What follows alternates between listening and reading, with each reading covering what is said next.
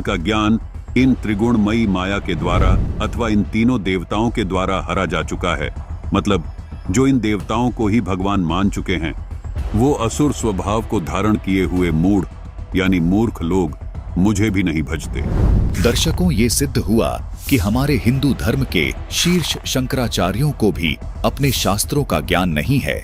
केवल सुनी सुनाई बातों को भोली जनता के सामने सुनाकर केवल झूठी महिमा बनाए बैठे हैं। वास्तविक ज्ञान संत रामपाल जी महाराज ने अपने ही पवित्र शास्त्रों से आप सबके सामने रख दिया है। दर्शकों, ऐसा नहीं है कि आदरणीय शंकराचार्य जी पुराणों को नहीं मानते। हिंदू धर्म में प्रत्येक व्यक्ति और स्वयं शंकराचार्य जी भी पुराणों को परम सत्य मानते हैं। देखिए, शंकराचार्य जी स्वयं इस बात की पुष्टि कर रहे हैं। तो शंकराचार्य जी क्या पुराणों को भी सत्य मानते हैं? परम सत्य। आप जी पुराणों को भी सत्य मानते हैं? मानते हैं। क्या आप जी पुराणों को सत्य मानते हैं? सत्य ही है। क्या आप पुराणों को भी सत्य मानते हैं? नहीं, पुराण सत्य है। पुराण को हम कैसा सत्य माने?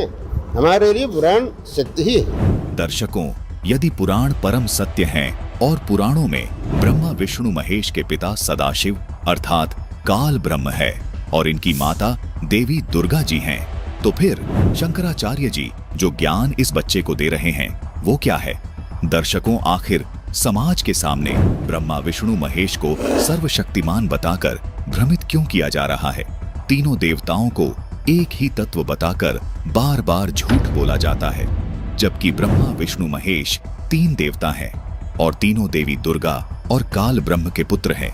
ये बात संत रामपाल जी महाराज ने अपने पवित्र पुराणों से सिद्ध कर दी है। लेकिन ये तमाम धर्मगुरु शास्त्र विरुद्ध ज्ञान देकर समाज को सर्व सुखों से और पूर्ण मोक्ष से वंचित कर रहे हैं। आज संत रामपाल जी महाराज के अतिरिक्त इस धरती पर कोई पूर्ण संत नहीं है। इतना अद्भुत और गूढ़ ज्ञान जो हमारे ही पवित्र शास्त्रों में छुपा था, उसको केवल संत रामपाल जी महाराज ने ही भक्त समाज को बताया और समझाया है। दर्शकों, रामचरितमानस, शिव पुराण, देवी भागवत पुराण, मार्कंडे पुराण तथा श्रीमद् भगवत गीता जी से ये स्पष्ट हो गया कि ब्रह्मा विष्णु महेश ये तीनों काल ब्रह्म और देवी दुर्गा के पुत्र हैं, लेकिन आत्मा रूप में सबकी उत्पत्ति पूर्ण परमात्मा से हुई है। देवी दुर्गा और काल की उत्पत्ति भी आत्मा रूप में पूर्ण परमात्मा से ही हुई है।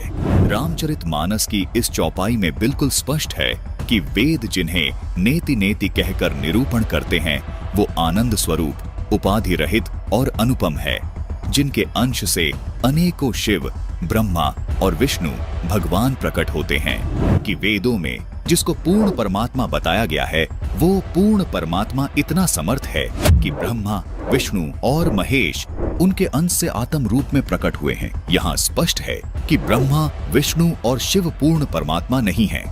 जिसके अंश से ये तीनों देवता उत्पन्न होते हैं वो पूर्ण परमात्मा है। रामचरितमानस में कहा है कि ईश्वर अंश जीव अविनाशी, चेतन अमल सहज सुखरासी, यानी ईश्वर से ही उत्पन्न होने के कारण आत्मा अविनाशी है, यानी आत्मा कभी नहीं मरती। जिस परमेश्वर से जीव आत्मा उत्पन्न हुआ है वह परमेश्वर अविनाशी, चेतन, निर्मल और स्वभाव से सुख की राशि है। लेकिन सब जीवों के शरीर नाश हो जाते हैं, जिसका समर्थन गीता अध्याय 15 श्लोक 16 भी करता है। आत्मा को अविनाशी इसीलिए कहा गया है क्योंकि आत्मा रूप में ब्रह्मा, विष्णु, महेश, दुर्गा व क्षर पुरुष यानी गीता ज्ञान दाता तथा सर्व प्राणियों की उत्पत्ति उसी पूर्ण परमात्मा ने की है। इसलिए रामचरितमानस में लिखा है कि अनेकों ब्रह्मा, विष्णु, महेश उस सच्चिदानंद ब्रह्म से आत्मा रूप में उत्पन्न होते हैं। जिस परमात्मा से सभी प्राणी आत्मा रूप में उत्पन्न हुए हैं उस परमात्मा को गीता अध्याय 15 श्लोक 17 में उत्तम पुरुष कहा गया है। उसी परमात्मा को तीनों लोकों में धारण पोषण करने वाला परमात्मा तथा वास्तव में अविनाशी परमेश्वर कहा गया है। गीता अध्याय 4 श्लोक 5 और 9 में तथा गीता जी अध्याय 2 श्लोक 12 में तथा गीता अध्याय 10 श्लोक 2 में गीता ज्ञान दाता यानी क्षर पुरुष ने अपने आप को नाशवान कहा है तथा स्वीकार किया है कि अर्जुन मेरे और तेरे बहुत जन्म हो चुके हैं, उनको तू नहीं जानता, मैं जानता हूँ। इससे सिद्ध हो जाता है कि क्षर पुरुष यानी गीता ज्ञानदाता जो ब्रह्मा विष्णु महेश के स्थूल शरीर का पिता है वो भी अविनाशी नहीं है, उसका शरीर भी नष्ट होता है। अब आपको गीता अध्याय 15 श्लोक 16 से भी स्पष्ट करते हैं। इस श्लोक में कहा है कि दो पुरुष हैं, क्षर पुरुष और अक्षर पुरुष, तथा इनके अंतर्गत सब प्राणियों के शरीर तो नाशवान है, यानी ये सब नष्ट होते हैं, परंतु आत्मा सबकी अविनाशी है। इसलिए ही रामचरितमानस में कहा है कि ईश्वर अंश जीव अविनाशी, चेतन अमल सहज सुखरासी, यानी परमात्मा का अंश होने के कारण आत्मा का कभी नाश नहीं होता। गीता अध्याय 15 श्लोक 17 में पूर्ण परमात्मा को उत्तम पुरुष और अविनाशी इसलिए कहा गया है क्योंकि उत्तम पुरुष यानी पूर्ण परमात्मा का शरीर भी अविनाशी है। इस उत्तम पुरुष को परमात्मा भी इसलिए कहा गया है क्योंकि ये पूर्ण रूप से अविनाशी है, सब आत्माओं का स्वामी है, जिसका शरीर भी कभी नष्ट नहीं होता। इस उत्तम पुरुष के लोक में किसी प्रकार का कोई दुख नहीं है, ये किसी को दुख नहीं देता, सिर्फ सुख ही सुख देता है। इसलिए इसी परमात्मा को रामचरितमानस में सुख की राशि भी कहा है। जिस गीता ज्ञानदाता काल के लोक में हम रह रहे हैं, इस लोक के मालिक को परमात्मा नहीं कहा जा सकता, क्योंकि इस काल लोक में कोई सुखी नहीं है।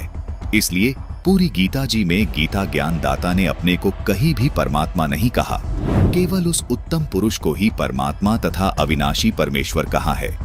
दर्शकों, गीता जी में अन्य स्थानों पर जहां भी परमात्मा शब्द से संबोधन किया गया है वो इसी उत्तम पुरुष अर्थात सच्चिदानंद घन ब्रह्म के विषय में बोला गया है। अर्थात पूर्ण परमात्मा का शरीर कभी नष्ट नहीं होता। इसीलिए इस श्लोक में लिखा है कि वो उत्तम पुरुष तो अन्य ही है जो वास्तव में अविनाशी है, उसी को परमात्मा कहा गया है। संत रामपाल जी महाराज सभी को आदि सनातनी भक्ति पर इसलिए दृढ़ कर रहे हैं ताकि हम सब आदि सनातनी भक्ति करके उस उत्तम पुरुष के अविनाशी लोक में चले जाएं, जहां जाने वाली सभी जीवात्माओं को भी अविनाशी शरीर प्राप्त होता है।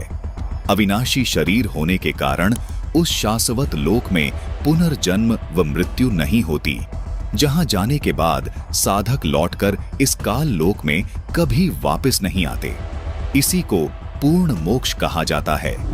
गीता अध्याय 18 श्लोक 62 में गीता ज्ञानदाता इसी अविनाशी लोक की बात कर रहा है। यही वो शाश्वत यानी सदा रहने वाला स्थान सतलोक है, जहां जाने के बाद साधक इस संसार में यानी इस क्षर पुरुष गीता ज्ञानदाता जो ब्रह्मा विष्णु महेश के स्थूल शरीर का पिता है, इस ब्रह्म के लोक में लौटकर कभी वापस नहीं आते। उस सनातन परम धाम यानी सतलोक में जाने के बाद ही आत्मा को अविनाशी शरीर प्राप्त होता है, जिस शरीर का कभी नाश नहीं होता। उस परम धाम यानी सतलोक में वृद्ध अवस्था नहीं होती, वहां शरीर सदा ही युवा रहता है, किसी के शरीर की मृत्यु नहीं होती, वहां आत्मा को हमेशा के लिए अमर शरीर प्राप्त होता है। इसी को पूर्ण मोक्ष कहते हैं।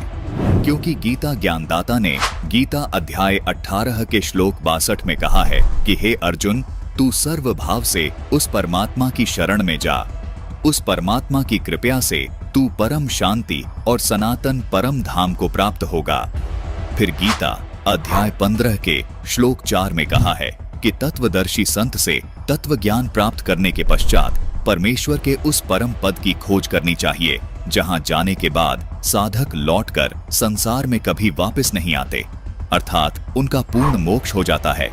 दर्शकों, वो सनातन परम धाम यही सतलोक है, जिसको संत रामपाल जी महाराज ने सृष्टि रचना नामक वीडियो में बहुत ही विस्तार से समझाया है।